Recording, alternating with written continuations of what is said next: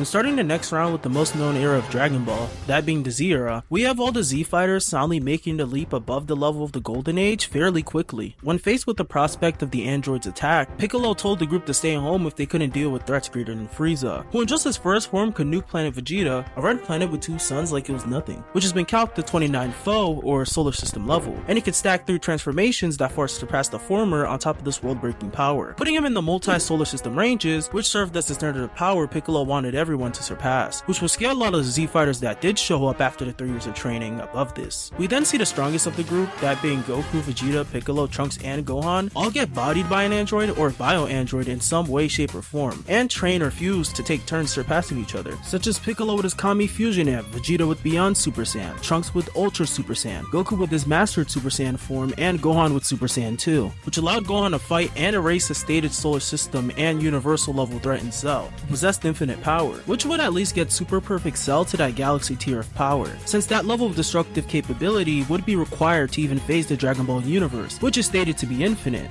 After Cell, we see Goku and Vegeta vastly surpass the power exhibited by Gohan during the Cell games. Goku and Base could fight against Pikkon, who while holding back could one-shot Super Perfect Cell casually, and Vegeta, after his Majin Amp, could go to blows with Super Saiyan 2 Goku, who would be over 100 times stronger than Super Perfect Cell through his form's multiplier. So they're both multi-galaxy level, and Goku with Super Saiyan 3 would be at a higher end of this. After this, we just have to follow a simple line of chain scaling. Goku throughout the Buu saga could fight and kill Fat Buu and Super Saiyan 3, who had the power to bully a multi-galaxy level threat into Bora. Through their power-ups, Gotenks surpassed the beginning of Buu Saga Goku and Majin Buu in base, and eventually surpasses in fights with Super Buu, who added on Fat Buu's power on top of his own, and Vice shouted out of the infinite time chamber. This officially marks the point these characters enter universal tiers through just how massive of an amp the fusion grants, since it was stated that a being created through it is way greater than just the sum of their individual parts, implying that Goten and Trunks' pre-potential unleashed Gohan level powers weren't only added together but were also multiplied by several times on top of that.